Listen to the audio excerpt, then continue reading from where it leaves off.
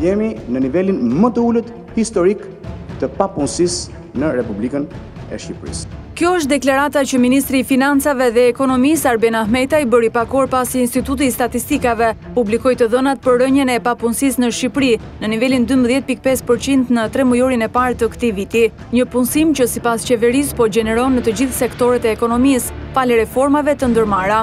Por a jep shifra Instatit situatën reale të punësimit në Shqipëri? Të dhënat grumbullohen nga anketa e forcave të punës, e cila nuk pasqyron dy faktorë, së pari të papunët në bujqësi. Sipas ligjit, të gjithë ata që zotrojnë një nga stërtoke quhen të punësuar, pavarësisht nëse e punojnë apo jo, ose gjenerojnë apo jo të ardhura prej saj. Faktori i dytë është se jo të gjithë të papunët regjistrohen në zyrat e punësimit për të kërkuar punë. Janë të shumtë ata që dalin në pikat e caktuara në qytetet përkatëse në pritje të punëdhënësit të radhës, pa përmendur këtu edhe formalizimin. E thënë ndryshe, ata që kanë punuar në të zezë dhe tani janë regjistruar në tatime, ligjërisht rezulton një vend i ri pune. Në këtë rast bëhet fjalë thjesht për formalizim.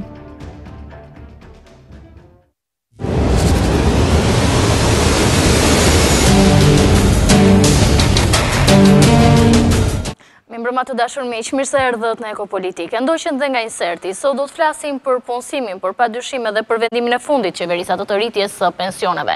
Instituti i Statistikave raporton se papunësia në Shqipëri ka rëndjeshëm, po a është ky dhe këto shifra a reflektojnë situatën reale të punësimit dhe papunësisë në vendin tonë, që vlen ta theksojmë qeveria ka konsideruar tashmë një sukses. E dëgjuam pak minuta më parë dhe deklaratën e Ministrit të Financave dhe Ekonomisë zotit Arben Ahmetaj. A është kjo situata reale, cilët janë sektorët që po gjenerojnë punësim, duke pasur parasysh në fakt edhe një element tjetër, është po Instituti i Statistikave, i cili raporton se rreth 40.000 shqiptar largohen çdo vit nga vendi. Pse largohen? Nëse ka punë dhe ka mirëqenie.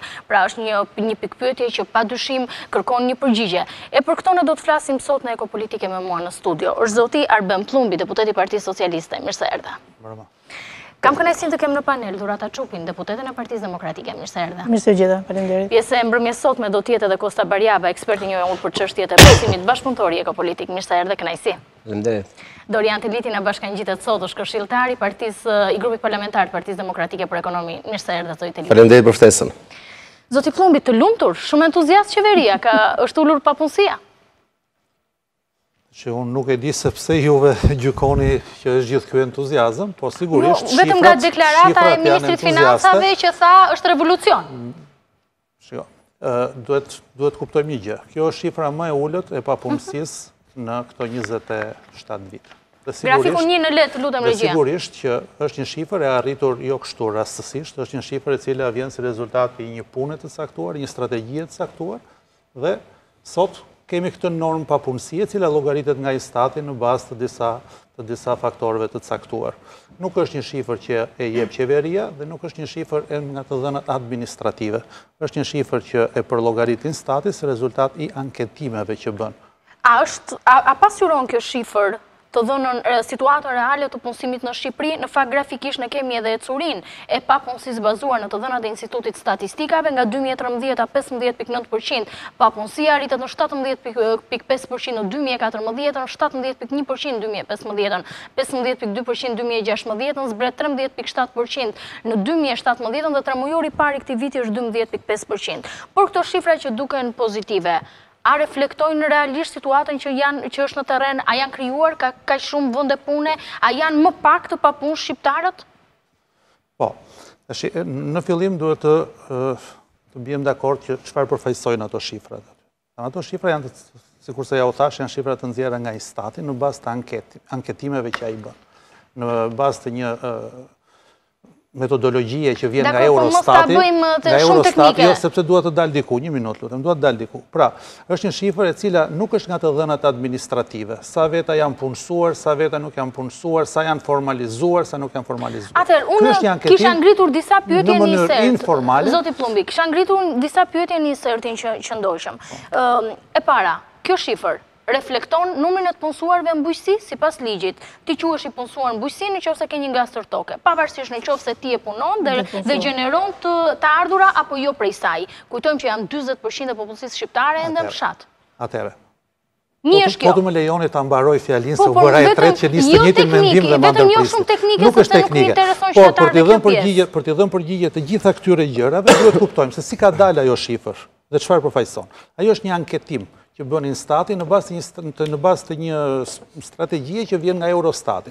Pra merret një etalon njerëzish, të cilët kontrollohen në çdo një vit, çdo 5 javë, çdo një javë, në mënyrë krejtësisht të mirë përcaktuar, pra grupe të caktuara njerëzish, grupe të caktuara punës. Në këndvështrimin tuaj, a reflekton kjo atë që është përderisa është kjo shifër, është nxjerrë në këtë lloj mënyre, kjo shifër tregon realitetin. Realitetin, në rregull. Zonja Çope. Ska se si të jetë ndryshe. Dakor, por do diskutojmë fakt për shumë. Pari nëse më lejon, duke qenë se sot është edhe ditë feste, dua t'ju uroj gjithë shqiptarëve gëzuar festën e Bajramit, mirësi dhe më shumë ekonomi dhe gëzime këtë vit dhe padyshim ju uroj gjithë shqiptarët të jenë edhe më të punësuar.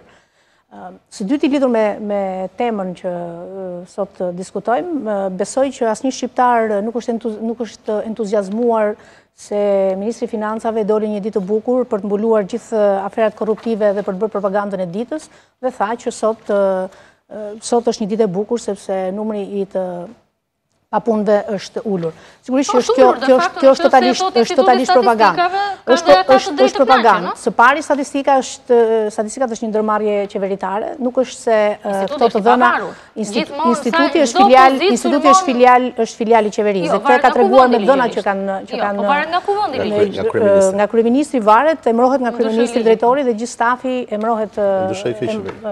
Propozohen nga kryeministri, aprovohen nga kuvendi, Komisioni Ekonomisë. Propozohet nga kryeministri dhe nuk e mendoj që nuk ka rëndësi. Është filial qeverisë. Kosta e dikë që propozon dhe emëron kryeministri dhe po mundohet edhe të ndihmojë. Megjithatë, unë nuk besoj, i kthehem fillimit, nuk besoj që ka shqiptar sot që mendon që është zvogluar numri i papunësisë, po ka një rritje të punësimit vetëm te pjesa e klientëve të qeverisë, është 10% Si e masë ju që ka një rritje tek po klientët e qeverisë? Sepse koncesionet i marrin klientët e qeverisë, tendrat i marrin ta të njëjtët klient, sot s'ke investime, ke investime publike sot? Po mirë, koncesionet Koncesionet janë ato që vetëm harxojnë nga buxheti i shtetit, nuk është se gjenerojnë. Okej, në momentin që ti mban, po gjeneron punësim? Sigurisht që gjeneron punësim, po nuk rrit punësimin, sepse koncesionet nuk është se ka politika për dhe ajo çfarë është sot, po sigurisht, po për juve patjetër. Dhe ajo çfarë është sot dhe kthehem asaj që insistoj të them është propagandë, është se sot majoranca dhe qeveria socialiste nuk ka sot një strategji të punësimit. Ka vendosur prioritet, ka premtuar 300.000 vende punë në mandatin e parë, 250, sigurisht, 250.000. Sepse shifrat janë kokë fort. Kemi 13.7% në fund 2017-ës, 12.5% në fund në 3 muajin e parë. Dakor, këta janë shifrat vetëm të klientelës socialiste. Nuk janë shifrat të. Ne kemi sot një përqindje të madhe të rinisë që ka lënë vendin. Ne kemi sot emigracionin, vendi i parë në Evropë që jemi për emigracionin në rritje. Pra, nuk mund gjykojmë sot, me këta që kanë mbetur, pensionistët apo... Ja, gati të Sigurisht. Ndërkohë që jemi vendi i parë në Evropë, 35% për vetë punësimin. Dhe nuk mund quhet merit e qeverisë që vetë punësuarit, direktorët apo fermerët apo bujqësorët, çfarë klime të mirë ka sot për biznesin. Janë rrit taksat takimet, janë rrit taksat në mënyrë më të në 27 vite, është viti i parë që rritet e taksave është në vetë. Vetëm një shifër për ta ilustruar. Thuaj një shifër. Atëherë, të punësuar 15 vjeç e lartë në vitin Ju alim shifrat ekspertve ishin 969.000, në 3 muajin e parë të vitit 2018 ju alim shifrat ekspertve dhe a ka mundësi të më thuash çfarë investimi publik ka sot nga buxheti i shtetit? A ka mundësi të më thuash a ke strategji sot për punësimin mbas 5 vitesh pushtet? A ka mundësi të më thuash? Ne kemi ardhur të flasim për punësimin. Kjo pra, ne po bëjmë, ne të dy jemi deputet dhe diskutojmë politikën qeverisëse. Më thuaj sot një investim që është rrit punësimi. Më thuaj një investim publik, më thuaj buxhetin e shtetit ku e ke. Të gjitha i diskutojmë. Okej, Kosta, të lutem. Shiko, unë dhe Doriani gjithnjë shifrat e Instatit i kemi parë me pak dyshim. Por dyshimi ynë sa vjen e bëhet më shumë metodologjik. Do shkojmë për te shifrave dhe të flasim për njerëzit? A mund ta bëjmë këtë gjë? Për shifrat. Për ju, Instati ka botuar një shifër që është 12.5%. Tani, kushdo ka të drejtë ta vlerësoj këtë shifër, por unë mendoj që nëse këtë shifër e vendosim në kontekstin e disa të dhënave të tjera që ka tregu i punës, që nuk mund të diskutojnë sepse janë në librat e llogarive të shtetit dhe të institutit sigurimit shoqëror, mendoj që shifra është e besueshme. Pse është e besueshme? Sepse përveç kësaj shifre, kemi një shifër që thotë, në vitin 2013 kishim 917.000 të punësuar. Në vitin 2017 kemi diçka më shumë se 1.1 milion. Pra kemi rreth 200.000 më shumë. Tani, në vitin 2013, mos mi merr me nuk na ndjekin, kishim 562.000 njerëz që paguanin kontribute. Në vitin 2017 kemi 753.000, pra kemi mbi 200.000 njerëz që paguajnë kontribute. Mund të jetë formalizim, nuk do të thotë padyshim që mund të jetë nuk ka rëndësi fare çfarë është, rëndësi ka që 200.000 njerëz që kanë qenë jashtë sistemit, dakor, pra po nuk mund të konsiderohet jashtë sistemit. Pra 200.000 njerëz që nuk është absolutisht një gjë shumë e mirë, por nuk është punësim i ri, ta ndajmë si koncept. Po të shikosh ato shifra, do të shikosh që 2 vitet e para, papunësia ka ardhur duke u rritur. Ose ka qenë periudhë zgjedhore. Jo. Po si jo? 2013 periudhë zgjedhore. Sepse ta them unë pse janë ato shifra duke u rritur. Sepse në 2 vitet e para, Instati filloi të hyjë gjithnjë më shumë në atë grup të papunësh që quhet papunësia fshet. Sepse Instati ishte mësuar zakonisht dhe ne dhe Instati dhe Shërbimi Kombëtar i Punësimit ishin mësuar që detektojnë ata të papunë që shpalleshin vetë. Pra, je duke më thënë që është me sakt shifra tani afër situatës reale. Pse është sakt shifra? Sepse Instati, kur papunësia e rritet, ka thënë që është rritur. Është rritur sepse thash, Instati detektonte ku ishin të papunë dhe i regjistronte. Dhe unë prandaj e besoj sepse kur u rrit, tha u rrit papunësia, kur u ul. Okej, Dori. Është aktë nga kosta ose presë flasi politikisht më tepër se që takon, se përveç sus politike është edhe unë dhe kosta përveç sus politike jemi si dhe që tjetë. Megjithatë që ajo që ka ndodhur është fatikisht është një gjë dhe vetëm një gjë, formalizim i vendeve ekzistuese. Dhe akoma më tepër për të formalizuar. Jo, nuk është tërësisht formalizim. Të dëgjova Kosta. Jo, hapja e vendeve të reja të punës plus formalizim. Formalizim plus hapja e janë hapur vendet, më thuaj një kompani të madhe se. Ti them vendet e punës ku janë hapur. Po, ku? Nga libra dhe llogarive që ka Instituti i Sigurimit Shoqëror. Janë hapur 50.000 deri 60.000 në bujqësi. Punësimin e gjeneron investimin publik. Më thuaj një investim publik sot që ka rrit punësimin kaq është 60.000 janë hapur në bujqësi. 60.000 janë punësuar. I keni formalizuar pra bujqësi janë ato. Çfarë keni bërë ju për bujqësinë? 60.000 janë vende pune të zëna nga ndërmjetësimet e Shërbimit Kombëtar të Punësimit. 35.000 janë vende pune të hapura në industrinë e përpunimit të mbetjeve që ju nuk keni lënë gjithpathën kundër tyre, por ato kanë një kontribut në punësim. E mira që kanë cilë ata pas kanë punësuar. 30.000 të punësuar figurojnë nga programet e nxitjes punësimit me financime publike nga qeveria. Ka dhe shifra pasaj më modeste, që janë për shembull 3.000 persona janë punësuar në 250 projekte në punësimi ka sot në fuqi për vektorën, për fermerët, për janë punësuar. Ku janë hapur vendet e punës? Unë jam deputet e Qarkut Dibër dhe kam konkrete.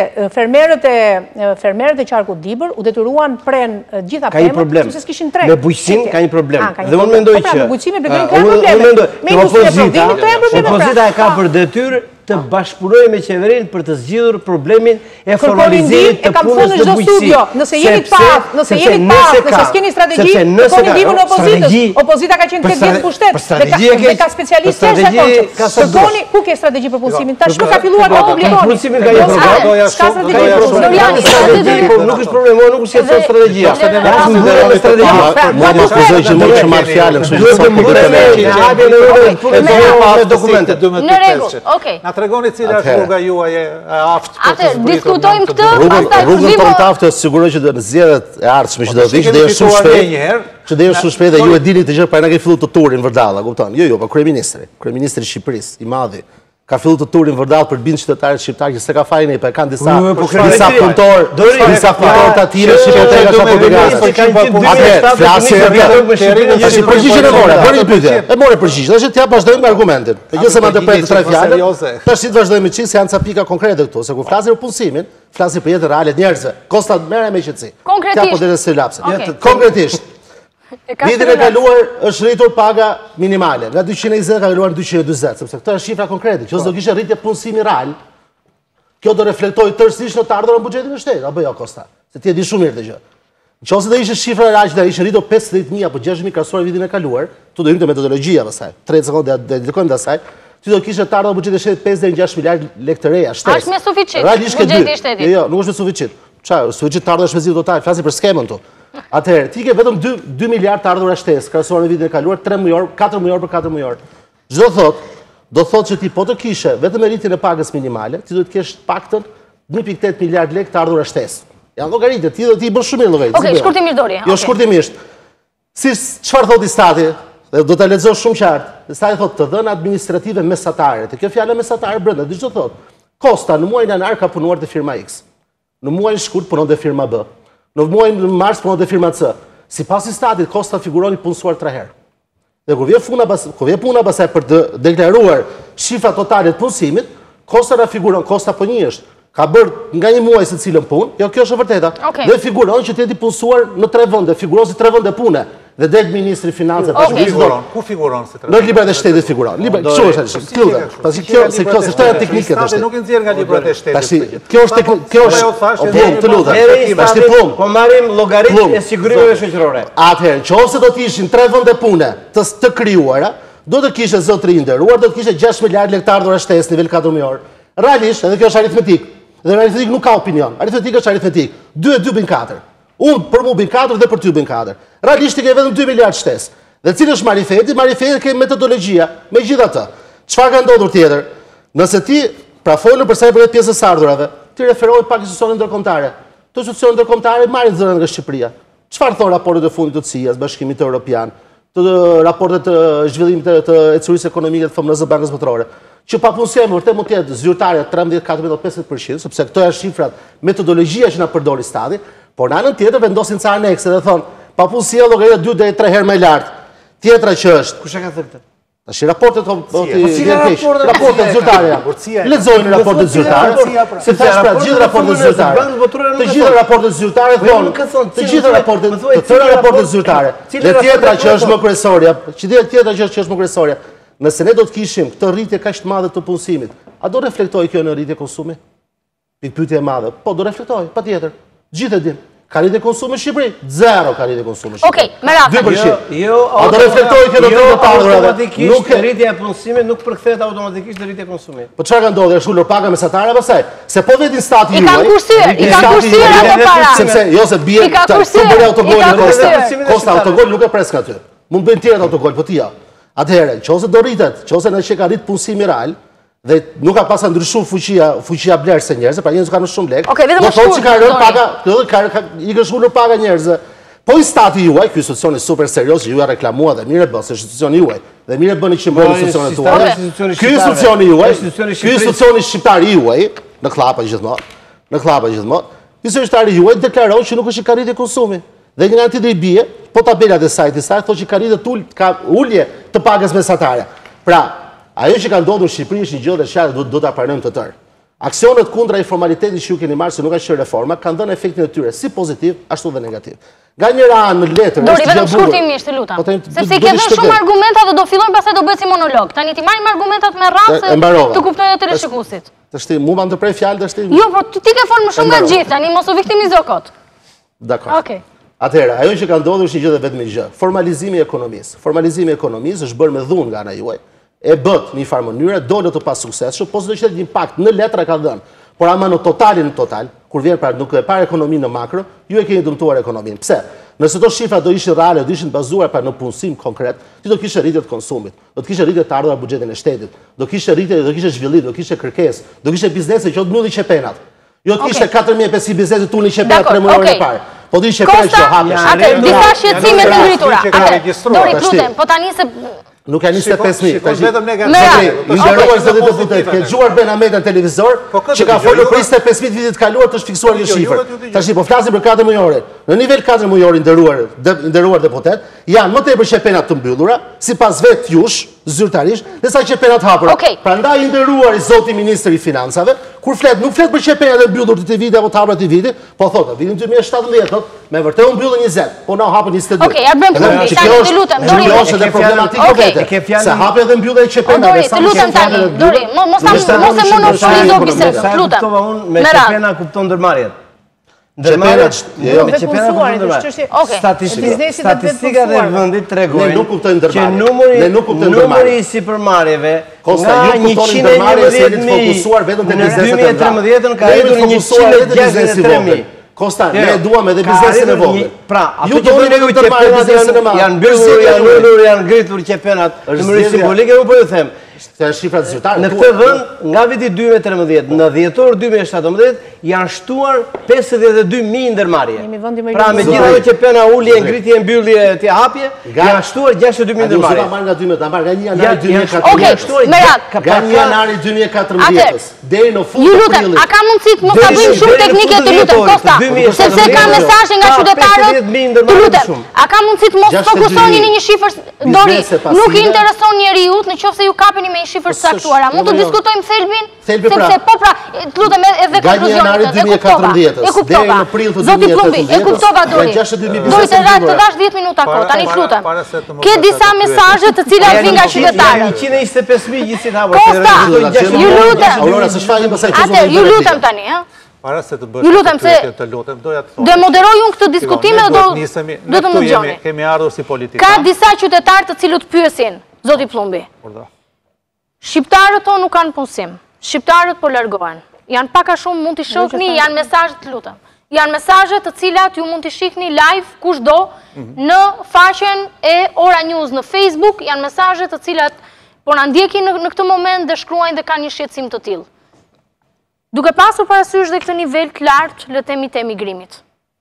A i qëndroni ju faktit që keni bërë gjithçka për punësimin dhe jeni të kënaqur, sepse kujtojmë që ka qenë kali juaj i betejës. Në mandatin e parë erdhët në pushtet me premtimin e 300.000 vendeve të reja të punës. Në mandatin e dytë tha 250.000 vende. Sa është bërë në këtë drejtim? Sepse po bëhet thjesht si loja kungulleskave. Ti marri me radhë. Doja dhe njerë të thoja që shifrat që neve kemi përpara, ne e dim shumë mirë, të tërë kuptojmë nga shifrat, lojnë e shifrave, dikush e interpreton ashtu, dikush e interpreton kështu. Po interpreton qeveria, ky është shqetësimi. Neve marrim shifrën dhe gjykojmë një çik më politikisht që të na kuptojnë një çik më saktë dhe njerëz. Qeveria nuk interpreton, shpall. Qeveria shpall. Dhe qeveria ka shpall. Në përgjigje dhe të ati zotris, këto nuk janë shifrat e Instatit, janë shifrat të qeverisë shqiptare. Në 3 mujorën e parë të vitit 2015, të punësuar në sektorin privat jo bujqësor, ishin 325.000 veta. Në 3 mujorën e parë të 2018 janë 501.700 veta. Tashti, zotria mund të më thotë që këta janë të formalizuar. Unë nuk e di pse çfarë ka kundër formalizimit dhe skllavërisë moderne. Sepse nuk është punësim i ri, nuk mund të thuash që ky është punësim i ri, deri të kanë formalizuar. Atëherë, unë doja të hidhja pyetje për diskutim kur ti vi radha zotris, pa dashur që të më ndërpresi, një minutë, pa dashur të më ndërpresësh, kur ti u vi radha për të folur, më thoni. Një njeri që vetë një ndërmarrje, një punëdhënës që vetë edhe regjistron një punonjës të vetit. Si do ta deklaroj që e kishte apo se kishte këtë në punë? Nga e nxirrni ju që këta janë të formalizuar dhe nuk janë rënde të reja punë. Keni një të dhënë indirekte, ajo që thatë për para. Do ishin shumë ndryshe se çfarë sa. Kemi rritje ekonomike? Rritje ekonomike është shoqëruar me rritjen e punësimit. Grafikun do të lutem regjia, rinë rritjes ekonomike. Është saktë. E para, një minutë lutem, ta mbaroj pak diskutimin. Po, më dha 2 pika zonja mua nga ai qytetari. Tashti, pika e 2. Shqiptarët ikin. Kështu? Ja të kemi shifrat. Të larguar, në vitin 2011, 55.000. Të larguar, në vitin 2017, 39.900. Ka dhe numri atyre që ikin, një kohësisht, është edhe një numër i atyre që vinë. Nuk kemi vend i parë për emigrimin. Nuk kemi vend i parë për emigrimin. Ju e dini shumë mirë se çfarë ka ndodhur në vitin 2015 dhe 2016. Shqiptarët duke përfituar nga fakti, nuk është ashtu. Edhe shifrat e punësimit për brezin nga 19 dhe 26 vjeç që kemi në rritje, asnjë gjë nuk është në ulje, kështu që nuk flasim dot kështu. Kjo është thjesht propagandë, realiteti është krejt ndryshe. Kjo është rritja ekonomike. Shqipëria rezulton sipas të dhënave të Bankës Botërore, që gjatë vitit 2017 ka pasur një rritje ekonomike 3.8%, ndërkohë që parashikimet janë për një ulje të saj në 3.6% gjatë këtij viti dhe 3.5% në vitin e ardhshëm është parashikimi i Bankës Botërore. Po mbetemi tek rritja ekonomike 3.8%. Duke qenë se të katërt jeni ekspert edhe në çështjet e punësimit, a mundet një shifër e tillë Kosta të reflektoj këtë nivel të uljes së papunësisë dhe gjenerimit të vendeve të punësimit, sepse ka një korelacion, që ka rritje ekonomike, duhet gjenerohen vende pune. A mjafton kjo rritje ekonomike që nga gjithë pranohet si anemike, që të gjenerojë atë ulje të papunësisë që konsiderohet kaq optimiste nga qeveria, po prap? Ulje reale. Shiko, është e vërtet që ka një lidhje të drejtë për drejtë midis rritjes ekonomike dhe hapjes së vendeve të reja të punës. Tani, po ka e vërtet është që rritja ekonomike, ose Shqipëria tradicionalisht gjatë 30 vjetëve të fundit, ka pasur një rritje ekonomike që nuk është pasqyruar ose nuk është përkthyer në hapje vendesh pune. Sepse kanë marrë prioritet disa sektorë të cilët pra nuk kanë pasur potenciale punëkryuse, krahasim me... Është ky shqetësim ende? Po është. Pra që rritja ekonomike e Shqipërisë nuk përkthehet në vendet e punës sa tregoj shifrat e rritjes ekonomike. Jo është fiktive, jo. Jo është fiktive,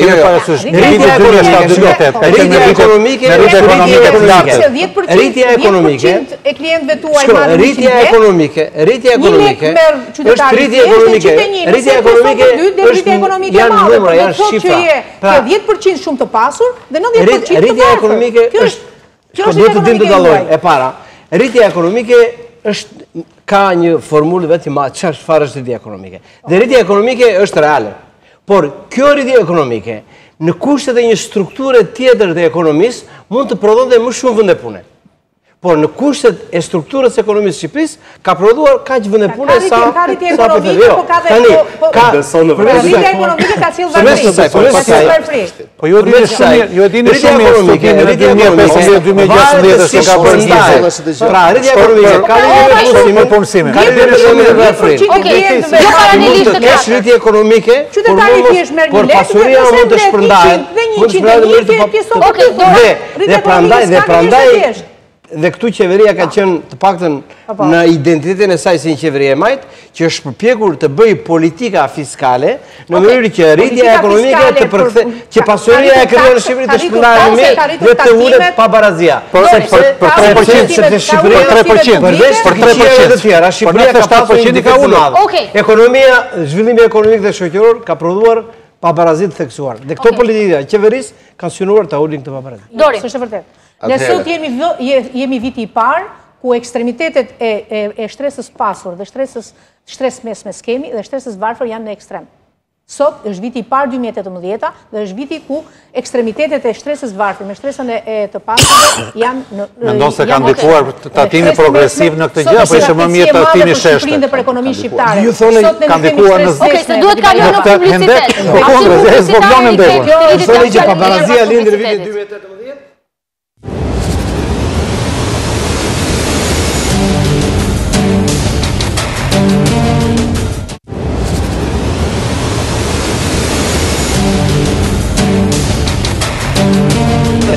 Rikthehemi në Ekopolitikë, po flasim për punësimin, do të fokusohemi në këtë pjesë edhe për emigrimin e shqiptarëve. Pse emigrojnë nëse ka punësim? Por para se të hap të diskutim fjalën për drejtën e replikës Dorë të Elitit, rritja ekonomike a gjeneron punësim deri në këto shifra, le të themi sa të kënaqemi të gjithë dhe le të themi që ta pranojmë që ka një rënje reale të papunësisë në Shqipëri? Atëherë, kjo rritje ekonomike nuk e gjeneron dot vëllai punësime. Pra dhe sikur t'i themi që gjithë këto janë vende të reja pune, pra sikur në harur kohët një viti, sikur të marrim deklaratën e kryeministrit Rama që thotë janë hapur 6.000 vende të reja pune, prap kjo normë e rritjes ekonomike nga 3.4 në 3.8% nuk e justifikon të hapje. Nga ana tjetër, ky 3.4 apo 3.8% që 2016 apo 2017, të gjithë ne e dimë që një pjesë e mirë e saj në masën 30 deri në 40%, midis në këtë interval, është ushqyer nga dy projekte kryesore, që është TAP dhe hidrocentrali Devolli. Pra qose në Shqipëri nuk do të kishte dy projekte të ndaj, që është TAP dhe hidrocentrali Devolli, që janë projekte njëri 1.5 miliard, dhe tjetri pothuajse mund të arrijë 800-900 dhe 1 miliard euro investim, rritja ekonomike do ishte afërsisht në intervali 2 deri në 2.5%. Pra ta shohim konkretisht situatën siç është. Shifrat që prodhonin stati janë një gjë, dhe i stati ja thashë pak më parë, ligjërisht është në rregull me veten e vet. Se ka vënë vetëm një fjali aty, të dhëna administrative mesatare. Me këtë i ka shpëtuar ndëshkimit penal, le themi, të mashtrimit dhënave zyrtare. Po tash ta kuptoj qytetarët që na ndjekën thashë pagën përpara. Qosa Aurora punon një muaj në një televizion, një muaj në tjetër, një muaj në tjetër, në harkun 3 mujor figuron 3 punësuar dhe duket sikur Aurora janë 3 persona. Realiteti nuk është ky. Ajo që ka ndodhur, kjo pra është nga ana tjetër ka rënë forca totale e punës, se na kanë hequr 4000 veta nga forca aktive. Tash këta njerëz na kanë dalë pa aftë. O vazhdojmë t'i bijem neve me të drejtë, fyllit tonë, këtë themi shritur, vazhdojmë të rritet gama e emigracionit, këta le ta thotë qeveria, le të zgjedhë pasaj.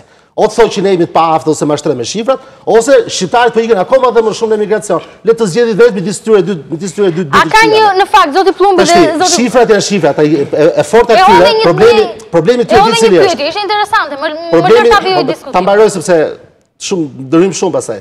Unë kam mendosi që mos ndërhyj shumë. Po edhe nuk do të flasësh pa fund. Interesante, dakor, nëse kemi për të folur, kemi për të folur. Dakor, pra, tash unë kam qenë gjithmonë kur i kap zyrtarë, ose përfaqësuesit e palësit dhe politike, kur i kapim kafil në thënza me gafet e tyre që bëjmë. Zotrin, shifrat që prodhoni juve nuk justifikojnë. Sepse nuk keni taftë. Jo, stati juaj është. Po tash në stati pra.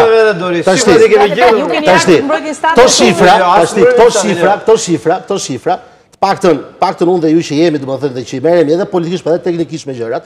Këto shifra nuk justifikojnë rritjet punësimit, siç tha zoti deputet, që tha nga 320.000 the, është rritur në 500.000. Pra e rritje për 50%. Gjë thotë, nëse kjo rritje do ishte reale, tash kjo nuk është rritje reale. Ne dimë që kemi problematikë 27 vjeçare në Shqipëri. Dhe për të bimë gjithë dakord. Që është informaliteti në çdo sektor. Ka qenë, është dhe do vazhdoj të jetë. A ishte aftë kjo qeveria aktual ta luftonte informalitetin? Në këndvështrimin tim personal. Po nisi ta luftonin dhe ju i thatë qeveria fitore. Po mos do të vi. Jo, sepse nuk bëni aksione. Sepse prapë jeni sot. Prapë jeni sot. Çfarë tha FMN-ja para disa muajsh? Ore shifrat ç'më duhet. Shifrat e FMN-s po them. 500.000 në librat e shtetit. Zoti Plumbi, po nuk është, po kjo pra është. Se ju keni vënë objektiv buxhetin e shtetit dhe jo rritjen ekonomike. Ju objektivi juaj, e di çfarë objektivi keni vënë? Objektivi juaj është, ajo, makina llogaritse që keni në zyrën tuaj të funksionojë sa bukur. Nuk është ky objektivi. Buxheti i shtetit duhet të jetë në ndihmë të ekonomisë. Të ardhurat dhe shpenzimet do të jenë në ndihmë të ekonomisë. Huamarrja e përgjithshme e brendshme apo do të jenë në ndihmë të ekonomisë. Kurse ju thoni, u rëndësika, vetëm që mora 8% më tepër të ardhura nga sigurimet, po s'ka rëndësi se nëse unë dëmtova sektorin e punësimit. Nuk ka problem thonë juve. Por zotëri keni 5 vjet, nuk keni bërë politikë, nuk keni politika punësimit, cila është e juaj? Po ma thoni ju një politikë, që ne nuk e pasur. Politikë tonë nuk kurdim qeverisë mos e. Politikë tonë nuk kemi tash jeni qeveria. Ju keni bërë këtë dhe nuk keni alternativë. Që na kuptojnë, që alternativa ju është të përgjigjet jonë. Kosta,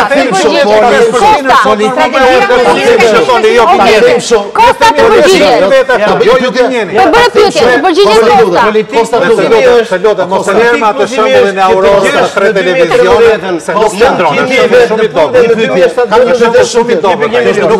Nuk ikën 200.000 shqiptar punuan një muaj këtu, një muaj atje, një muaj atje. Se edhe përfaqësuesi i Parlamentit shqiptar. Pra atë që flasim ne për ekonominë, është sa thjesht aq dhe vështirë të flasësh. Pse?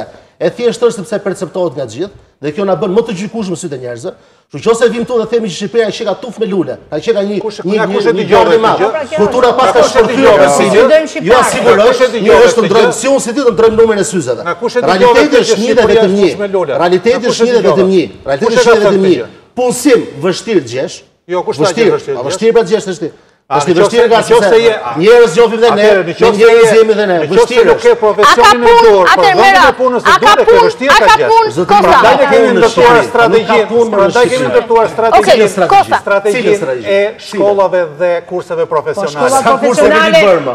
Sa kurse keni? Janë 33 shkolla. 33 shkolla në gjithë 16 më ka hapur.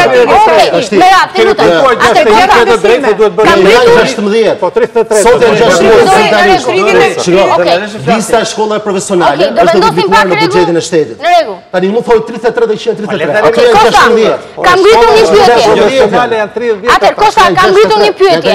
A ka punë Kosta pastaj zonja Çupi? Shiko. Tani a ka punë mos u them të gjitha këto gjëra që tham, nuk mund ta mohojmë që në Shqipëri ka papunësi. dhe papunësia është problem. Ore papunësia ka edhe me Japoninë. Tani në Shqipëri ka, jo, po mirë, por në Shqipëri ka. Ne po flasim që papunësia s'po ulet për kundërzi po rritet. Struktura për shqiptarët ikën jashtë ditë ditës. Struktura e papunësisë, migracioni, para ka mungesë shpresë. Po kjo struktura e papunësisë në Shqipëri ndryshon. Dhe ju jeni politikanë qeverisë, të majoritës, dhe keni përgjegjësinë që juve të jepni llogari për të mira dhe për të këqija që bëni.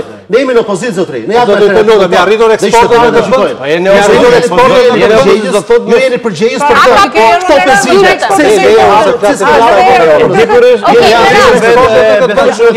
Është rritur turizmi në këtë. Se nuk po kuptojmë. Me çfarë bën me frymën e shejt? Regjia, pun mikrofonat në studio. Të lutem. Keni mikrofonat e mbyllur, Dori, keni mikrofonat e mbyllur. Atëherë ju lutem. Kosta, kam ngritur një pyetje për të gjithë teleshikuesit dhe padyshim është edhe pyetja kryesore që jemi vendosur titullin e emisionit. A ka punë sot në Shqipëri? Në Shqipëri ka punë, por në Shqipëri nuk ka punë për të gjithë njerëzit që duhet punojnë. Pra, ekonomia e Shqipërisë prodhon më pak vende pune, dhe këtë ta dëgjojmë të gjithë dhe të bindemi të gjithë, se sa ka nevojë shqiptarët, se sa ka nevojë forca e punës. Që është në treg ose që kërkon të hyjë në treg. Kjo nuk ka diskutim. Pra nuk ka arsye që qeveria krenohet. Revolucion. Unë nuk jam për revolucion, se koja e revolucioneve ka ikur. Tani flasim për ndryshim. Ka një tretëshmëri. Tani, po të them, në Shqipëri ka punë, por jo aq sa ka nevojë shqiptarët që duan të punojnë, dhe ky është realiteti. E dyta, në Shqipëri ka punë, por në Shqipëri ka njerëz që nuk kanë, dhe një pjesë e njerëzve janë pa punë, se nuk kanë shprehje të nevojshme që kërkojnë vendet e punës. Pra, kjo që quhet, që e quan Dori papunësia strukturore. S'ka profesionist, për ata që na dëgjojnë. Pra, kjo sepse niveli i teknik i atyre që kërkojnë punë, është prapa... Pra, nuk ka profesionist. Kur i premtuar të ne kemi difushuar, qeveria ka difushuar numrin e arsimuar në shkollë profesionale. Kur i premtuar të vitin 2013, a ishin të profesioniste? Premtuat 500.000 vende punëse. Se nuk dëgjojnë në strukturë. Atëherë, të shpjegojmë diçka, në momentin që flisni paralel, ju lutem nuk dëgjojeni. Me që më pyetje ka punë. Dhe po të them, në Shqipëri janë disa, paktën para disa javësh ishin rreth 30.000 vende pune të pazëna, dhe për shkak, dhe për mendimin tim, për shkak të paaftësisë së shërbimeve publike të punësimit, për të zënë vendet e punës që janë në ekonomi, me njerëz që kërkojnë punë pa punë. Zënja Çupi. Këto vendet e punës u hapën nga politikat e qeverisë? Se unë insistoj. Vendet e punës ose nga qeveria ose nga zoti. Më fal. Ose nga sektori privat. Në ekonominë e centralizuar, detyrohesh... Nuk e hapi qeveria. Vendet e punës u hapën nga sektori privat, për shkak si rezultat i politikave të qeverisë. Rritja e punësimit vjen vetëm për shkak të vetë punësuarve. Jemi vendi i parë në Evropë për përgjithësinë e vetë punësuarve. Vetë punësuarit në Ballkan ka një studim të vetë punësuarit në Ballkan vjen jo nga politikat e qeverisë, por sepse nuk kanë asnjë shpresë tjetër në... Unë kam shumë respekt për kompetencën tuaj ekonomike edhe në këtë fushë flasim, por të kemi mbizotrim të vetë punësuarve në treg, është një tregues pozitiv për tregun. Dhe jo negativ, sepse tregon që shqiptarët janë bërë aktiv, që shqiptarët nuk kërkojnë punë, nuk lypin punë në zyrët e shtetit, por shqiptarët krijojnë punë vetë. Dhe vetë punësimi është fillimi i aftësisë si përmarrës të individit. Në 5 vite që rritet çdo vit numri i të larguarve të dhe ne duhet të synojmë primia që po lën vendin dhe politikën e nga vendi largohen edhe të moshuar. Të gjithë studentët që aplikojnë nuk dëgjoni. Atëherë, zoti Teliti, Kosta, çfarë keqe ka që studentët aplikojnë të studojnë? Mirë, dakord. Unë do të inkurajoja të gjithë studentët e Shqipërisë, të gjithë nxënësit e gjimnazit të Shqipërisë, që kur të mbarojnë shkollën, që kur të mbarojnë gjimnazin, të tentojnë sikur të shkojnë të gjithë në Harvard dhe të dëmi lumtur. Po shkojnë në Harvard dhe në Bramsh, Kosta, nuk rina ndej. Si më cilësia e dobët e arsimit dhe cilësia e dobët e arsimit është politika juaj pra. Dhurata e ke gabim. Që universitet, që diplomat shqiptare. Kjo është një alarm që sot do të ketë Shqipëria. Cili është alarmi? Që numri të huajve që punojnë në Shqipëri është rritur. Numri të huajve në Shqipëri që po punojnë është rritur. Revolucione që dy kompani tuaj e cilin tuaj. A kuptoni që në ndërmjet është tregi hapur, më ne ikim me ta rrim, është mbyll bankat, janë mbyll bankat. Okej, Mera, ju lutem. Ju nuk keni një investim të huaj sot. Janë shtuar 62.000 ndërmarrje dhe pritet të them sa ndërmarrje të mëdha janë shtuar. Zoti Plumbi, si përmarrje të regjistrojë pra. Po si përmarrje databasin e gabuar. Po jo, mos e shoni variabla, po mbyllën biznese për ditë, mo që. Atëherë ju lutem. Ju lutem, Kosta. Kosta, ju lutem, a ka mundësi ta moderoj debatin? Ju lutem, Kosta. Jemi në ekonomi tregu. Po më shkruajnë teleshikuesit. Regjia, unë mikrofonja. Po dëgjoj tani teleshikuesit që po më shkruajnë që nuk po arrin të kuptojmë. Të dëgjojnë gjë. Tani duhet kuptojmë. Nëse ju flisni paralel, nuk dëgjojnë. Ti Doris po flet për tre tjerët. Nuk arrin të kuptojni. Tani më lejoni ju lutem që ta moderoj unë diskutimin dhe të nxjerrim pastaj edhe disa konkluzione secili pastaj me argumentat pro dhe kundër. Zoti Plumbi, kemi një situatë të tillë. Instat thot ka rritje të punësimit, edhe rënje të papunësisë. Nga ana tjetër, deklaron gjithashtu që kemi mijëra shqiptar që largohen nga Shqipëria çdo vit. A ka një paradoks në këtë mes? Pse duhet largohet një shqiptar, një familje shqiptare, në qoftë se ka punë dhe mirëqenie në vendin e vet? Atëherë.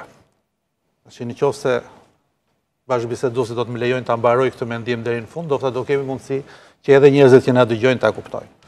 Neve kemi rënje të papunësisë në këtë vend. Rënje e papunësisë nuk do të thotë që s'ka njerëz të papunë, dhe nuk do të thotë që këtu vendet e punës po lulëzojnë që shiko pritë, lëshoni me vrap tash se pra nuk është kjo, e para. E dyta, numri i njerëzve që lënë Shqipërinë është duke rënë. Të mos abuzojmë me këtë gjë.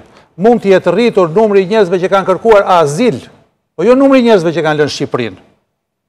Çfarë sensi ka kërkon azil me sepse është numri se ai është sensibilizimi që të bën Europa aty, se ndaj azilantëve paguan ai. Se vetë dikur të kërkon azil në momentin që është rrahur. Ja ta shpjegoj unë ndryshimin.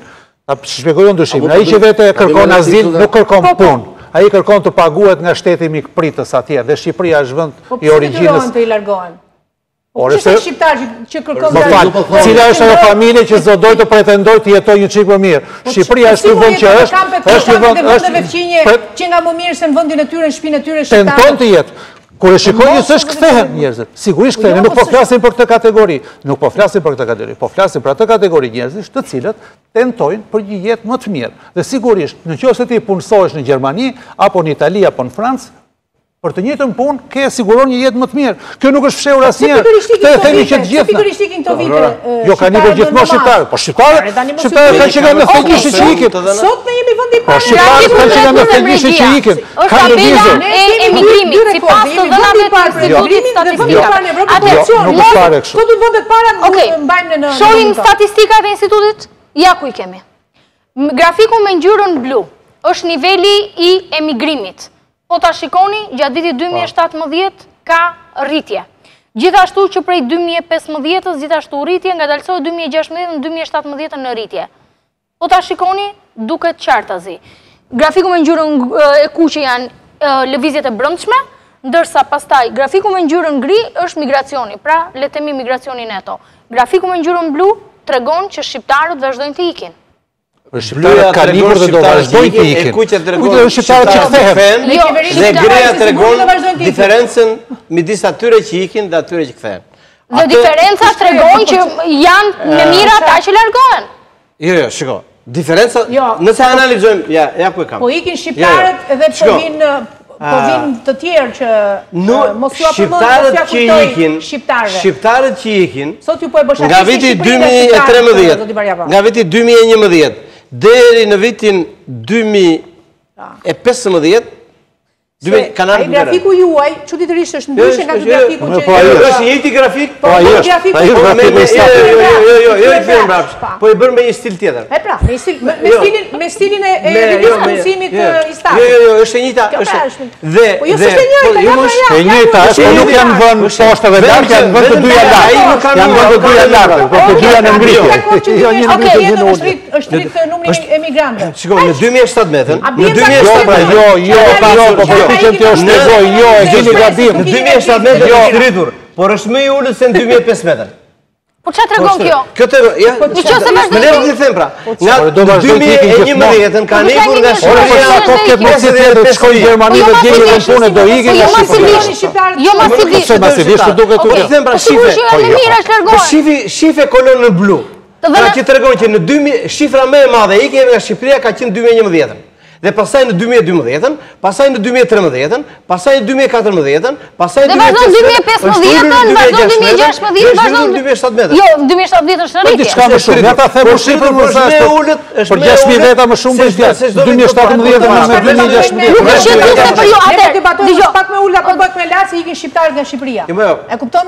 Ne po diskutojmë çfarë politika është për bëni ju. Ne po diskutojmë që nuk është alarmant ajo që thoni ju, nuk është që këtu duhet venduar në kokë njerëzit, se këto janë lëvizje migratore krejtësisht normale. Krejtësisht normale. Po boshatisnin Shqipërinë nga shqiptarët. Po në 2011 që u ikën 55.000 veta, çfarë bëhet ju? E boshatisës Shqipërinë. Ja, në 2011, ja ku e keni, 2012, 2013. E boshatisën të atër e Shqipërinë. Jo, është 2011 është. Vetëm krahasohet me 1900. Kemi shifra në mendje, kemi shifra që janë në grafik. Në rregull. Teliti. Është një problem imigracion. E tham, 2011 është qartë, si duket. Është që ka pasur emigrim 27 ditë ka pasur. Siç dalin dhe ikin dhe ashtu dhe ikin dhe vinë. Ajo që ne diskutojmë është arsye pse ndodh kjo gjë. Siç njerëzit duan të lëvizin, unë kam qenë vetë ata që kam jetuar 5 ditë jashtë. Kam shkuar për studime, kam ardhur. Kam lëvizur, pra nuk është njerëzit lëvizin, por arsyeja hikjes si lashtë. Pra qoftë unë zgjodha për të ikur jashtë atëherë për një shkollim më të mirë, sepse mendoj që shkolla këtu mu mos lënde sa shkollimi jashtë, mora një vendimmarrje tjetër. Tash problemi është 7 mijëra, 10 mijëra shqiptar, po 100 mijëra shqiptar, sepse realisht ka 300.000 persona shqiptar, 300.000 familje që kanë aplikuar për vizën për llotarinë amerikane. Kemë mijëra me 10 mijëra të cilat kanë marrë rrugët e emigracionit dhe rrinë për tendat e Italisë, Francës apo Gjermanisë. Tani nëse ta persona hikin se kanë dëshirë të rinë mes tendave atje, kur i bi shiu dhe i futet shiu, okay, pas kanë bërë mirë. Por nëse ta hikin se s'kan mungesë shpresë për të ardhmën e tyre, për të ardhmën e vetë personalit, familjes tyre, për fëmijëve tyre, këto është pyetja madhe. Dhe këtu hyn roli politikës, që jeni ju mazhorancë dhe ne si opozicië, dhe ne kemi tonat, se ne do të japim alternativa dhe zgjidhjes tonë, që kemi dhënë. Po sidomos juve takon si mazhorancë, jeni mazhorancë qeverisçe, ju dy përfaqësuesit tu, dhe juve keni pas për detyrë gjatë tyre 5 vite, s'po hyj 27 viteve gjë në total, po sidomos gjatë tyre 5 vite qeveri keni pas për detyrë që të ulë trendin, që do ketë imigracion, normal do ketë imigracion. Po puna pse po ikin njerëzit? Po ikin njerëzit se është më mirë andej, le të ikin. Apo se tu s'ka vend pune, apo se tu prishet prona, apo se tu burgose se nuk paguhen 3.000 lekë energjisë elektrike, apo se këtu vjen edhe hyn ai duhet të shtëpi mjes drejtar se policia është duke lutur fushat e Ashashit. Për çfarë po ndodh? Kjo pra është, ne këto po diskutojmë këtu. Ka papunësi, normal do të papunësi. Papunësi ka dhe një Japoni. Ta mbaroj tash se kam çergosh po ju gjë të thonë. Papunësi ka dhe në Amerikë, ka dhe në Australi, ka edhe suedika. Po patjetër po flasim çfarë papunësi është. Është papunësi që ty po të vjen dhe po të reduktohet dita ditës. Je këta të rinj të moshës 15 deri në 30 që janë fasha kryesore aktualis dhe të ardhmes. Janë duke u punësuar apo janë duke humbur shpresën. Ne po këtë gjë po flasim. Ju zotrinj jeni 5 vjet qeverisje. Siç morët votë për qeverisje, keni përgjegjësinë për të thyer shtetërorëve. Për të thyer. Ta mbaroj tash të lutem. Jo mos e nuk kanë lutem fundit ta lutem tash ta mbaroj. Qose ne këtu flasim si po zhvillohet Shqipëria dhe ka apo s'ka vende pune, fatkeqësisht u vende pune nuk ka. Futu tash ti nderuar zoti deputet, futu tash ti te websajti i shërbimit kombëtar të punësimit. Dhe më numëron nëse ra më tepër se 500 vende të lira pune të publikuara, ju që dini bashkë me kryeministrin do e thoni 7.000 vende këtej, 8.000 vende andej, 20.000 vende këtej. Okej, a ka institucione zyrtare ky shtet? Një replikë të shkurtër. Pyetja. A ka institucione zyrtare ky shtet shërbimi kombëtar të punësimit? Okej, ne bëjmë një pyetje ka drejtë të përgjigjesh. Hapet tash ti nga celulari yt. E ke celular shumë mirë. Dhe më thuaj nëse ka më tepër se 500 vende publikuara. Ti lëm demagogjit. Unë pra të përgjigje, a bërë një pyetje. Një replikë të shkurtër. Jo, pyetja ime shkurtër. Nuk e prisja nga këshilltari i grupit parlamentar të Partisë Demokratike që të bënte autogol sonte këtu. Sepse na tha, pse shqiptarët lënë Shqipërinë sot? Kjo është pyetja që ne duhet t'japim. Pse shqiptarët lanë 2011? Pse shqiptarët lanë 2011 Shqipërinë? Nuk të ndërpreva tash të lutem shumë, do flasim si njerëz civil apo nuk të ndërpreva. Ore cila shpresa? Ove një lumë balte, kundrejt nesh. Tash të lutem të gjoj përgjigjen. Tash të lutem të gjoj përgjigjen. Ashtu, të lutem. Në 2011, pse ikën shqiptarët? Ikën se i vrat jon bulevard edhe humbën shpresën për jetën këtu. Prandaj ikën nga Shqipëria. Për koalicionin tuaj ke drejt. Për atë punë ikën 2011, 55.000 shqiptarë. Bëja autogole bëj. Pra ky është autogoli që do të. Prandaj, të mos e diskutojmë kështu. Shqiptarët patën plotësisht të drejtë kur thatë shqiptarët do vinë, do ikin. Kufit janë të hapur, shqyqyr Shqipëria nuk është Shqipëria. Për një jetë më të mirë, zotri. Për një jetë më të mirë, se të shpresoj të jetë diku. Tu s'kam punë. Pse këta 1.200.000 që punojnë që janë? Pse këta vënd kush po e rritë? Pse të rritë ekonomike, kush po e rritë? Se nuk do rritë se që po rritë, kush punon për të? Oligarkët po e bëjtë. Oligarkët e kontratët që keni këtë shprejë se nuk ju shkojnë. Po ju se dini që është djatha për dhe flisë të shuë. Ju, zyra me madhe notariale. Ju se keni që është djatha, flisë oligarkët. Grupi parlamentari, ju është të zyra me madhe notariale, që çdo akt koncesionar politika populiste ju të fortë djathë. Madhe grini dorë aty dhe miratoni. Masë ndore qenëse. Ka një gjë. E para, emigrimi ka dy gjëra. Ka numra, ka dhe përbërje. Numrat janë këta që thamë. Shkaqe dhe arsye. Jo, shkaqe dhe arsye, dakord. Po flasim për përbërjen e fluksit të emigrantëve. Të atyre që ikin nga Shqipëria. Dhe vitet e fundit, një pjesë e mirë, pra është rritur numri i shqiptarëve që emigrojnë për arsye studimi. Pra studentët që studiojnë... Jo, emigrimi... Po nuk mund të lexoni... të flasëm më pasaj me e të fjallin e Shtohen edhe studentët, ne shifrat janë alarmante. Ne s'po themi për studentët. Emigracioni nuk ka lidhje me studentët. Lexoni profilin e emigracionit që boton çdo vit Organizata Ndërkombëtare e Emigracionit dhe thot, po rritet, pra në përbërje të fluksit migrator të shqiptarëve, po rritet numri i shqiptarëve që emigrojnë për arsye studimi, pra studentët që ikin jashtë. Arsimit lart më kosta. Po rritet numri i shqiptarëve. Pjesa e strategjisë. Universitetet për reforma ka qenë bëtre dori.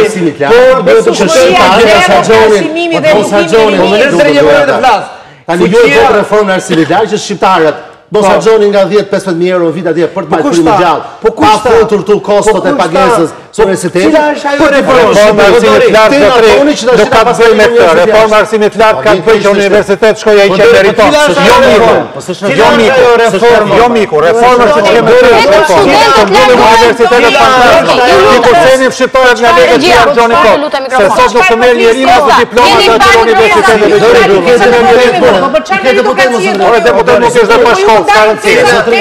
Deputet mund të jesh dhe pa shkollë. Mund të jesh dhe pa shkollë. Zëvëndës ministra, e dini si vin e drejtuesve tuaj të administrativit. Po në 10.000 studentë që në shkolla mund të jenë dhe nderuar zoti Pollundi, një pyetje të drejtë për drejtë. Një pyetje të drejtë për drejtë. E dini si vin e drejtuesve tuaj të administratës publike? Drejtorat përgjithshëm, zëvëndës ministra, sekretara, gjëra. E dini që 20%, 3% e tyre i kanë të shkollë që keni mbyllur dhe ju na i keni ngritur në tyre. Mos jeni balë me njerëzit. Mos jeni balë me njerëzit. Sigurisht, në atë grup njerëzit që kanë studiuar dhe në universitetet, ka pasur dhe njerëz që kanë merituar diploma. Neve bëmë reformën, por qytetarët shqiptarë, studentët, mirë që t'ikin jashtë të studiojnë. Po çfarë reformë? Vetëm studentët. Tragjedi nuk është me politik. U zotuar ti përmirësoni gjë. Thoni që nuk është tragjedi, është normalitet, jemi në kushte të diskutimit. Tragjedi është të bëjë në shkollë. Vetëm studentët largohen. Vetëm studentët largohen. Allora, studentët, të kjo shifër e kanë përfshirë. Kush largohet tjetër? Kosta nuk janë përfshirë. 4 grupe kryesore të emigrantës shqiptarë. Po nuk janë përfshirë për përshirë. Janë emigrantë që kanë emigruar për arsye ekonomike. Janë pjesëtarë të familjeve të tyre që jetojnë me emigrantët. Janë dhe studentët. Pra, ishin dhe ai grupi tjetër që thamë azilantët cilën i duke ullur. Po nuk janë studentët. Pra, po të them, Vitet e fundit, po të flasë me shifra, po rritet numri i shqiptarëve që emigrojnë për arsye studive. Kjo ndodh. Reforma e universiteteve është ajo që është, por nuk ka asnjë reformë universiteti që mund të ndaloj studentët shqiptarë të dëshirojnë të studiojnë jashtë shtetit. Dhe për mua, fakti që studentët shqiptarë dëshirojnë dhe kanë mundësi të studiojnë jashtë shtetit, është prirje shumë pozitive. Sepse sot fuqia e tregut e diplomave të universiteteve shqiptare për fatin e partisë që përfaqësoni ju dhe për fatin e gjithë qeverive që kanë qeverisur Shqipërinë, që kanë qeverisur Shqipërinë gjatë 30 të gjitha qeverit janë përgjegjëse. Apo merren masa për uljen e emigrimit. Tjetër, po rritet numri i shqiptarëve që emigrojnë për shkak të bashkimit familjar. Pra, po ikin familjarët e emigrantëve që janë të sistemuar në punë. Ka 27 To janë dy grupe. I ke lexuar raportin social ndërkombëtar ti? I kam lexuar. I ke lexuar. Ai ke lexuar komisionerën europian dhe eurodeputët që vinë në Shqipëri çfarë thonë? Ai lexuar.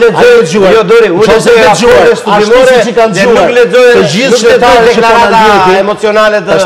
Okej, se duhet të kalojnë në publicitet. E pensioneve shpërtuar nga qeveria nga një kurrikull.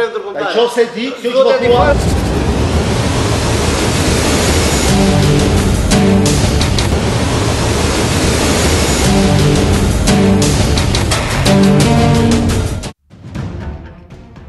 Të mërkurën nga Durrësi, ku u zhvillua edhe mbledhja e radhës e qeverisë, kryeministri dha lajmin e rritjes së pensioneve me 2.8%, duke filluar nga një korriku.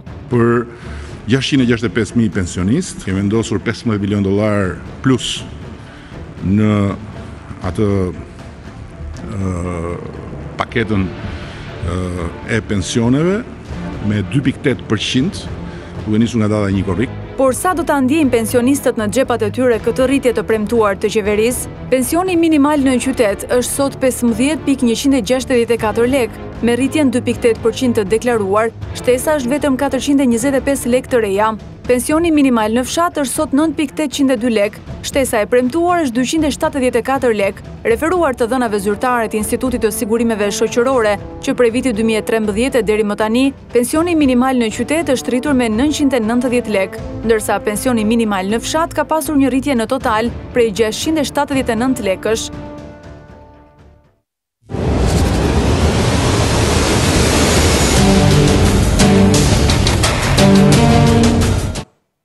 Rikthehemi në Ekopolitikë në këtë pjesë të fundit për të folur për një çështje gjithashtu shumë të ndjeshme. Rritja e pensioneve 2.8% deklaroi ditën e mërkurë nga Durrësi, aty ku zhvillua edhe mbledhja e qeverisë. Kryeministri Rama deklaroi se nga një korriku përfitojnë të gjithë pensionistët. Është rritje zoti Plumbi apo është indeksim? E thënë ndryshe, qeveria rrit pensionet aq sa është bërë rritja e çmimeve të mallrave të konsumit. Çfarë është kjo?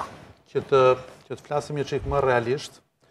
2.8% që ndofta është një shifër kështu që duket si jo interpretueshme. Janë $15 milion të vënë në dispozicion të pensionistëve. Kaq është mundësia që ka qeveria për të rritur pensionet. $15 milion. Zoti kështu thonë. Një minutë. Pse mos e them këtë gjë? Zoti do të japim përgjigjen direkt. Po. Mbaroj përgjigjen më mbrapa atij pastaj. Pra, qeveria ka menduar që mundësia që ajo ka sot për të rritur pensionet është $15 milion të vëna në dispozicion të pensionistëve. Është rritje apo është indeksim? Pyetja ishte drejt për drejt. Ne duhet të dimë se sa kemi sot numrin e pensionistëve dhe sa ndikon ky numër. 665.000. Është mbi 700.000. Shifrën e dha kryeministri, nuk është se dha shumë. Po 665.000 janë. Dëgjoj, sa kemi të punësuar? Në fund të vitit 2017 ishin 733.000. Okej, ta përfundoj të lutem. Okej, do të shtetit. Kjo është shumë mirë. Kjo është dështim se bët një skem. Dështim. Okej, rritje apo indeksim? Sa kemi inflacionin? Kemi në nivel në 1.4%. Po e rrisim me 2.8%. Si që nga indeksim? Këtë 2.1. Jo, s'është 2.1. Para ca kohësh e pa Banka e Shqipërisë është nën 2. Brenda normave të veta, po është në 2. Jo, po ishte në 2, nuk është brenda normave të veta, se objektivi minimal është 2%. Jo, ka në 2 kam, se ke një problematikë që ashashi, nga përpara bënde 1.000 euro kile, është 200, edhe ka lënë çmimi dhe kjo ka ndikuar. Kosta,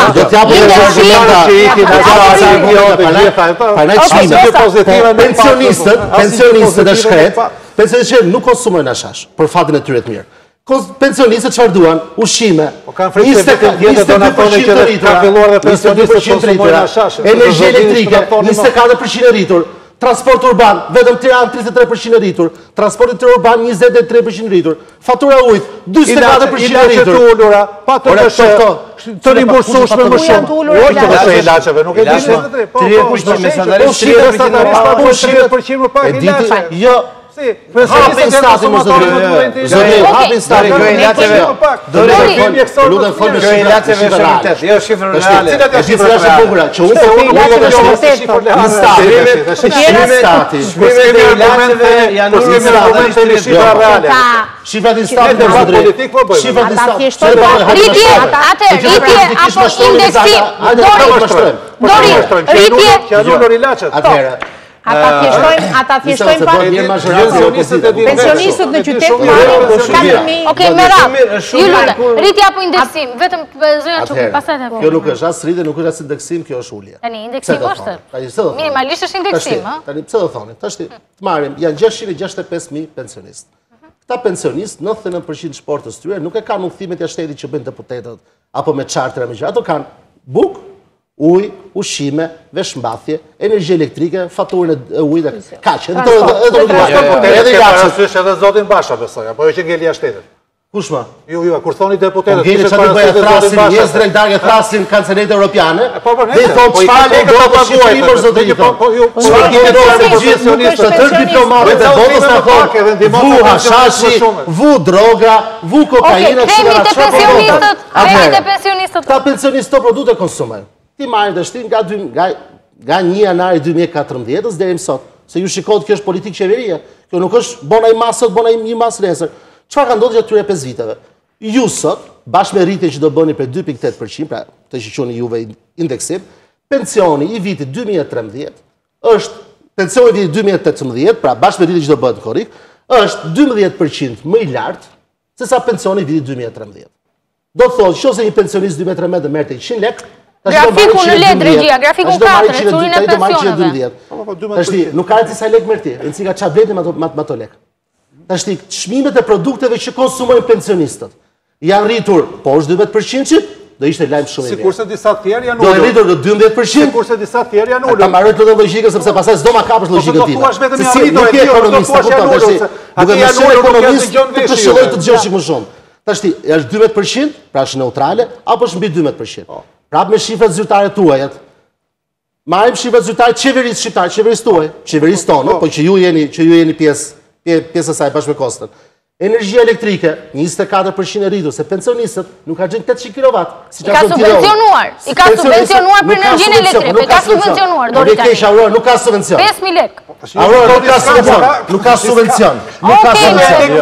Subvencionimi për energjinë elektrike ka qenë subvencionimi i energjisë elektrike nuk ka asnjë ndryshim në masën e saj. Do votojnë në kryeministri. Do të votojnë në Po i morë gjithë rregullin me radhë.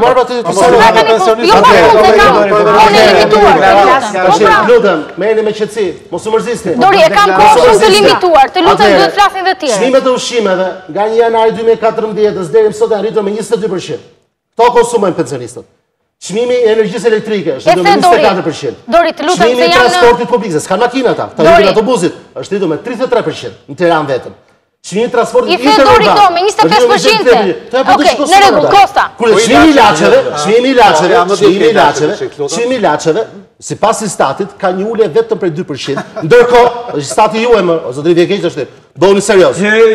Kur stati juaj, ajo që ka i stati është shpenzimet për ilacet në kuadrin e buxhetit të familjes. Dori, ilacet janë ulur me 30%. Pa i hyrë të llogarisë. Rritje apo indeksim, Kosta? Rritje apo Dori, tani s'mund të flasësh pafund, të lutem. Ai 2% S'mund të flasësh pafund, por tani tani e kupton, po tani shko pak më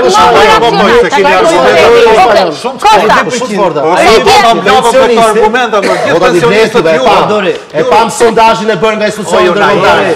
O ju naivët. Çdo 5 shqiptar, që ja u neve, ju që se dini që derdhja e votës. Sondazhin e bërë Ju që se dini fare që derdhja e votës. Okej, Kosta.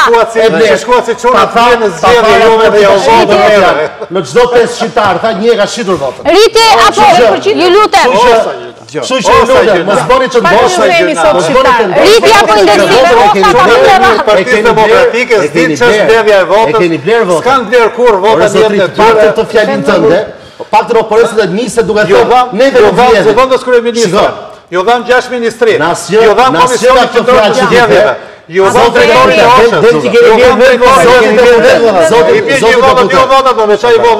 Zoti deputet, me gjithë fjalët tuaja, unë nuk dëgjova një fjalë të Do kthehemi te ekonomia, ju lutem. Të thuaja, përsye për faqe. Do kthehemi te ekonomia, ju lutem. Paktën thuaj përsye për faqe të njerëzve që na gjej, që jo më nuk i keni bler votat. Unë them ju keni bler votat. Dori, të lutem tani mos u devijon nga tema. Okej. Zoti Bariapa, atëherë ju lutem se nuk mund t'ju lë regjia, unë ju lutem mikrofonat në studio. Zoti Bariapa, rritje apo indeksim, u dëgjoni. Rritje apo indeksim? Kjo këtu duke u thënë që kjo s'ka prapë përsërisë. E ju lutem. Tani a ka mundësi se s'u ka folur për zgjedhje? Ej, zoti Plumbi. Zoti Plumbi, ju lutem.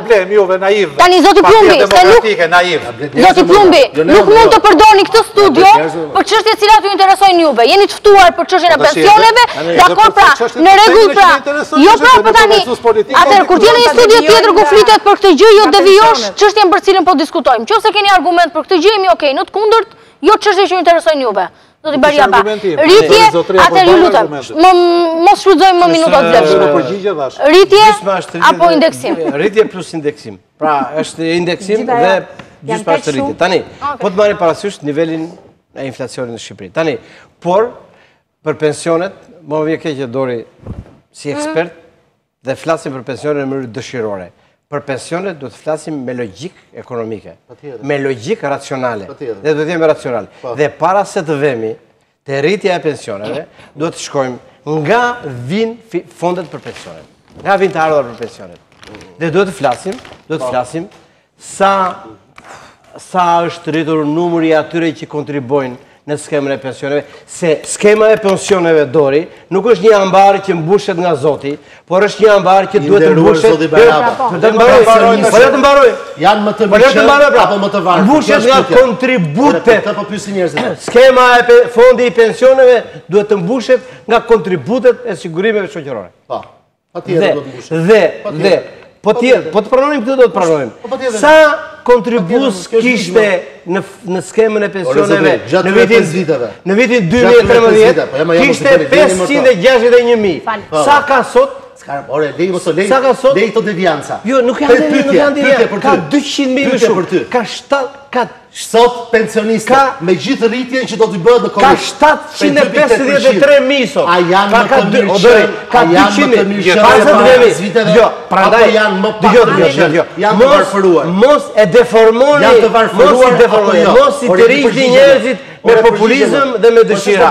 Por, edhe mos u tregoni me njerëzit mashtrues dhe hipokrit, por me njerëzit tregoni të përgjegjshëm. Dhe njerëzit, dhe para se të flisni, Ore bëj një përgjigje. Sot pensionistët, me gjithë rritjen që do të dëshira delirante çfarë këtu dhe jam po jo. Unë po them, fol si ekonomist. Dhe fol me përgjegjësinë e një ekonomisti, që të rritet pensionet, duhet të rritet fondi i pensioneve. Që të rritet fondi i pensioneve, duhet të rritet kontributit. Të rritet kontributit, po jo nuk e shpjegoj rrotën. Jo nuk po është rritur 25%. Pra, janë shtuar 200.000 pensionistët. Dhe skema e pensioneve Dori shpëtoi nga falimentimi ku e kishit çuar. Sa për dieni? Sot pensionistët. Po të kishit vazhduar në ato politika, do të kishin lënë pensionistët pa pensione. Pensionistët janë më të varfër apo më të mirëqenë se 50 më parë. Sot pensionistët pyetjen janë më të parë të miqe, apo më të varfëruar. Çfarë konsumojnë pensionistët? Faturën e dritave, 24% e rritur. Faturën e ujit, 22%.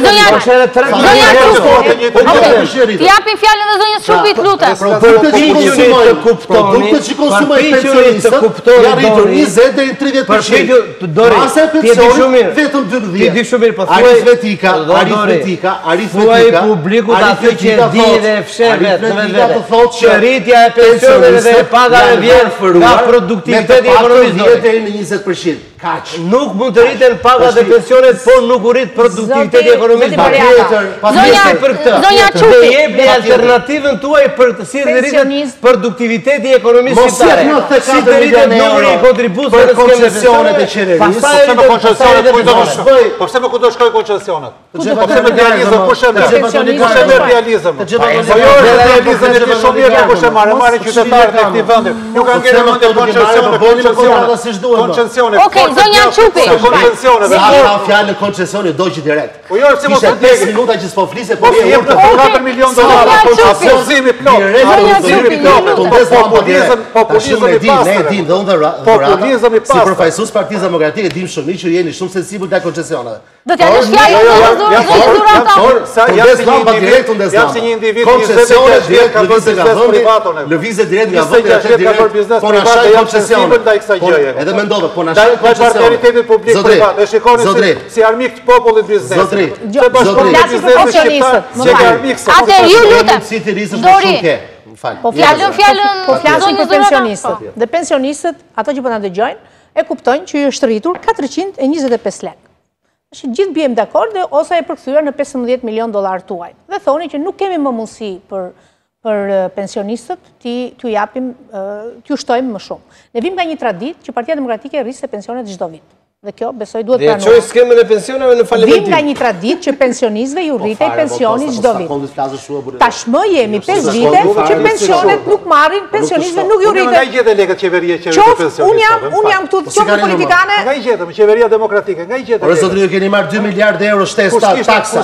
Që vetëm rritja taksave në këtyre 5 viteve keni fal 2 euro, dollar. Efekti shtesë rritjes taksës pas vetë vlerësimeve tuaja është 2 miliard dollar. 2014 një janar deri në fund 2018-s. 2 miliard dollar. Dhe na thonë tash i kemi mor 2 miliard dollar. A mund ta vazhdoj kolegja jote? 2 milion dollar.